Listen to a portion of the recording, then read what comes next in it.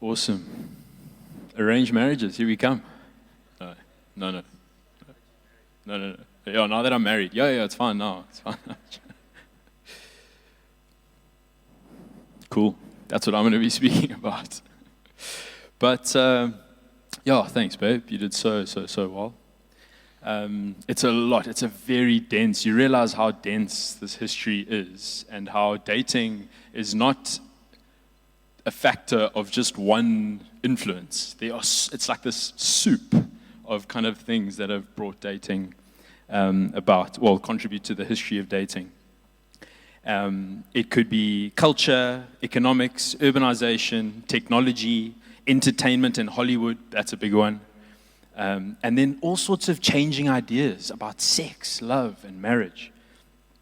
You think of technology alone, which has radically changed, which we've heard has radically changed the way that relationships begin and develop. But I can even remember, I've always thought this is such a good sort of thought experiment of it, or picture of it, was my parents telling me some stories about their sort of early dating years, where my dad was in the army, and my mom used to sit and write letters for him and send it to him in the army. Like, imagine that, like, he didn't get it instantly. Like, it had to get to him. Anyway, got to him, and then she would tell me, and then she had to wait for his response, and I don't know if you ever responded. Did she normally make quite a while, Dad? Yeah, okay. Anyway, but it's like the cycle. You contrast that to today, where the sort of extent of the simplification can be brought right down to some couples just sending each other a one-line WhatsApp, "You up?" question mark. It's like radical. And so with all of that change, I think it's worth asking a basic question. What's the point? What is the point of dating? And I think as Christians, we have to begin with the design that God has given us. We have to begin there. And that's why you might have noticed a lot of dating courses start with singleness first, and they kind of work up to marriage. Actually, no, we felt to start with the image that God has given us, which is marriage. And so the biblical picture we are given for a committed, romantic, and sexual relationship between a man and a woman is marriage. Just a quick recap there in Genesis 2, verse 24 to 25, which Em read. It says this: "That is why a man leaves his father and his mother and is united to his wife, and they become one flesh. Adam and his wife were both naked, and they felt no shame." Friends, that is the point of dating. That picture, that final destination that God has given us. It's like this covenantal destination that God puts before us, before any romantic relationship. Does this mean that the first date you go on needs to end with a wedding? Of course not. Of course not. The whole reason you go on a date is because there are things about the other person you don't know in full yet. But the point is, in light of this destination that God has given us, dating must never become a permanent space where people remain indefinitely. Dating is at best a season of intentional discernment. We like to use the phrase an evaluation period. An evaluation period of what? Of God's final destination that He's designed for us. It gives two people a closer window into one another's lives and should be a safe space to understand each other's character, faith, direction, family, and calling. Dating is not marriage, but it should increasingly bring clarity about whether marriage with this person is a wise thing to pursue. And so, if dating has this God-given purpose, and marriage is this destination we are discerning toward, then dating is not something that we should approach flippantly. I wasn't sure if that was, I actually learned about that word recently. But that word flippantly, it's like just laissez-faire, or like just haphazard, you know? It's not something that we should be entering like that. Sometimes, particularly in situations where people are younger and they're like children, dating can be treated almost like this harmless fun, you know? Oh, shame, man. Let them go to the movies, man. What could happen? How bad? You know, what could possibly happen? We'll just tell us when you're done, lovey, and we'll come fetch you up. We'll come and pick you and your girlfriend up, you know, after your movie. And without realizing it, we can start treating dating like a hobby. Something to almost like experiment with. Something to do because maybe we're curious, or maybe we're bored, or maybe we're lonely, or we simply just want a new experience. Friends, dating is not like test driving a car to see whether you like it. There is another person on the side of this, with a heart, emotions, hopes, a future, someone made in the image of God. And because of this final destination we've been given in God, that should point back to the way that we approach dating. If marriage is the covenantal destination God has given us for romantic relationships, then the journey toward it deserves intention. It deserves care and honor. Again, this doesn't mean that you need to know you're going to marry someone before you go on the first date. I don't recommend starting with that at the first date. It just comes across as creepy and weird and like not going to go well. But it does mean that there should be some intention behind why you are pursuing this person. And also, just as a side, I think that's the next slide. There we go. You also don't need to date every person you are interested in simply to figure out whether they are right for pursuing. My wife and I knew each other before we knew of each other before we started dating, but we weren't close friends. And I would say just shy of about 18 months before we started dating, as we said in the beginning, we became sort of close friends. And when I say close friends, I don't mean like just secretly dating the whole time. No. I mean that we practically merged each other's friendship groups. We merged each other's. It was a lot of admin. But it was so worth it. We all went to movies together. We all went to bars together. We all went to church connect group dinners together. Still such a mystery how we ended up at the same one. I don't know. I remember choosing at the time. I was like, which one? That one. But here's what those 18 months did for me. I learned enough about her to know that pursuing her was wise. I didn't know I was going to marry her. How could I at that stage? But I knew enough through friendship, through the circles we shared, to know that she was someone that I could potentially, intentionally pursue. And thinking on that, there was such a safety in that. I saw her around her friends. I spent time in her family space, got to meet her sister, her mom, her dad, and more importantly, they got to meet me. And at whatever, if it was a pool party that she hosted at her place, You're in those circles, you're mixing. You learn things, I'm convinced, you learn things about a person in those spaces that a date alone will never teach you. Why? What things do you learn? How they treat their friends, how they treat their family, what their faith actually looks like day to day, and what type of person are they when they're not all dolled up, looking sharp, ready for a date, trying to impress you. And now, obviously, guys, everyone's story looks different.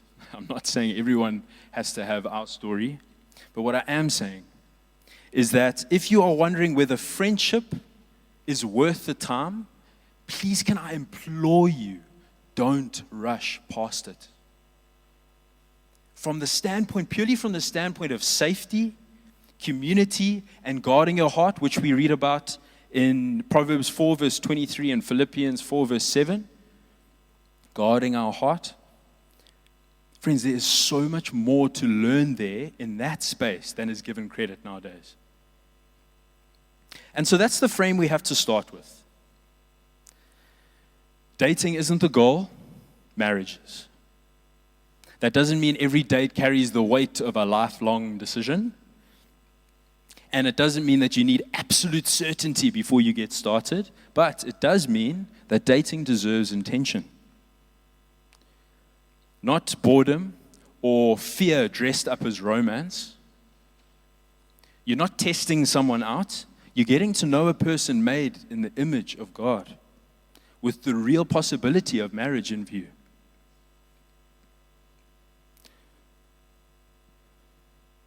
But as we all know, just knowing that doesn't make it simple. That's great, Matt, but it's still really tricky. And I think as a Christian, it can be very difficult to navigate and find direction. And we heard dating's only like 100 years old. So that means if a new Christian were to, in their Bible app, YouVersion, or whatever Bible app you use, search the word dating, you'd come up pretty empty on scriptural references. And I think we can so easily find ourselves getting dating advice from the world around us. There are podcasts. I mean, you guys will all know. There are podcasts, books, accounts, channels. There are, even in the Christian sphere, entire ministries dedicated to dating and relationships. And some of them are Christian. And if you guys are interested, we can direct you to some of them that we really recommend. They are cracker. Some of them are definitely not Christian. And some use Christian language, but end up just repeating the same patterns and ways as the world. The world that we have been called to look different from. I think one of the most effective lies, this is super important. I think one of the most effective lies the devil uses against us is convincing us that there are parts of our lives that the Holy Spirit cannot guide us in. That there are some areas in your life that fall outside of the wisdom and truth that we can get from following Jesus and being a part of His community. Deception, friends, from the pit of hell. Deception. John 14, verse 26. But the advocate, the Holy Spirit, Jesus speaking, whom the Father will send in my name, will teach you all things and will remind you of everything I have said to you. All things, friends. Not a little bit of that, a little bit of that. You're gonna be in the bush for that, though. All things, friends. This is Jesus speaking. There is no facet of your life that sits outside the guidance and wisdom of the Holy Spirit. Not one facet. Not your work life, Not your dating life, not your marriage, not your parenting, not one facet. And can you get balanced, practical advice from a community of Christ followers who have walked this journey longer than you? Of course you can, and you should. Should you walk in accountable relationships within this community? Imperatively. I encourage you to. Of course you should. And over the course of these Dating 101 evenings, by the grace of God, we are going to give you some sound practical tools to help you navigate this modern dating world and walk faithfully in it. But please know this from the bottom of our heart, friends. We are not the root of all wisdom. 1 Corinthians 1 verse 19 to 25. This is power, friends. For it is written, this is Paul speaking to the church of Corinth, I will destroy the wisdom of the wise. The intelligence of the intelligent I will frustrate. Where is the wise person? Where is the teacher of the law? Where is the philosopher of this age? Has God not made foolish the wisdom of the world? For since in the wisdom of God, the world through its wisdom did not even know him. It's talking about when Jesus came and the world didn't even recognize him. God was pleased through the foolishness of what was preached to save those who believe. Jews demand signs and Greeks look for wisdom, but we preach Christ crucified, a stumbling block to Jews and foolishness to Gentiles. But to those whom God has called, both Jews and Greeks, Christ, the power of God and the wisdom of God. For the foolishness of God is wiser than human wisdom, and the weakness of God is stronger than human strength. For since in the wisdom of God, the world through its wisdom did not know him. I've already read that. Friends, practical wisdom is useful. But the most polished advice you can ever receive in the world will eventually fall flat if Jesus is absent from it.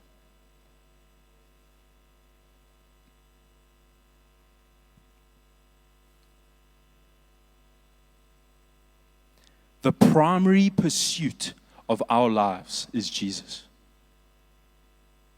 And if he is, the Holy Spirit is an ultimate guide who will teach you all things, Jesus tells us. This is true whether you're single, whether you're dating, whether you're married, whether you have children, whatever stage of life you're in. Jesus needs to be the primary pursuit of your life.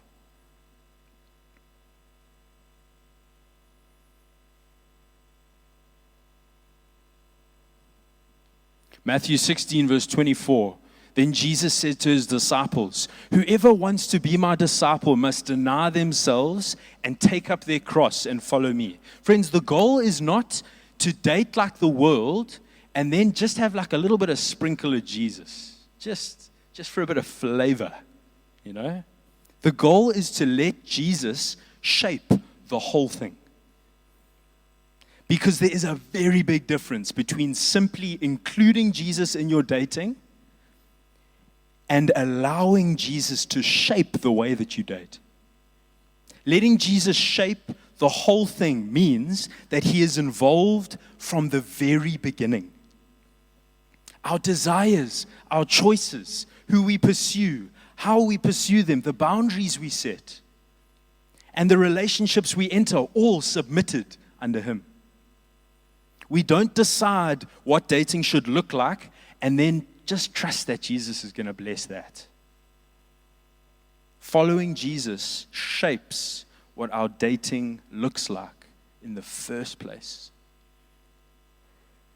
You sometimes hear people say, you know, I'm seeing this person, but it's not super serious just yet. You know, it's like, Really nice guy. Really nice guy. And if as soon as it becomes serious, then I'll bring them to church. You know?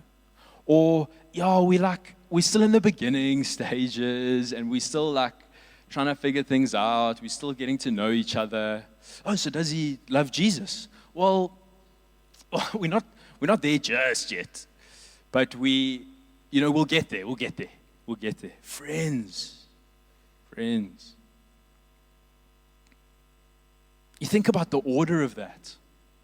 Attraction and emotional connection comes first. And then only once the relationship becomes serious do we ask whether following Jesus together matters. If Jesus is the greatest pursuit of your life, he cannot be considered later. If following him is the most important thing about your life, surely it should shape who you date, how you date, and ultimately who you choose to build your life with. If you take away anything from tonight, friends, please walk away with this. To walk in the calling God has for you in your life, all you need is Jesus. Your life does not begin when you get married. Your calling doesn't begin when you finally meet someone. God might have these things in store for you, which is beautiful, but they are not what makes your life complete, friends. Another big one is happiness. Oh, I finally met the guy and I'm happy now. Now I'm happy. Oh, friends. John 15, verse 11 to 12.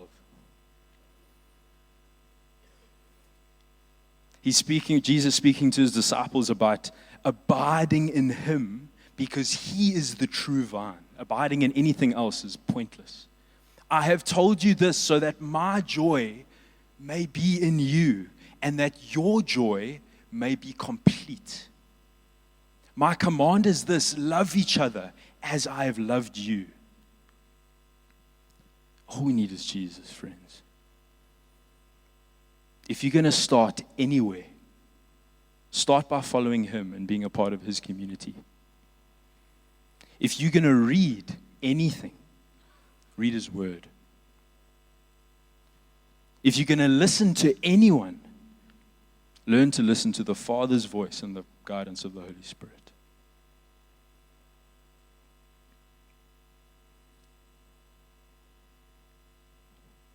And can I just say that Jesus is enough for everyone sitting here. Can I just say that there is no one here who, if you are sitting here and you find yourself in a difficult space, you are never too far gone for Jesus. There is nothing Jesus cannot restore and breathe life back into. And that's it.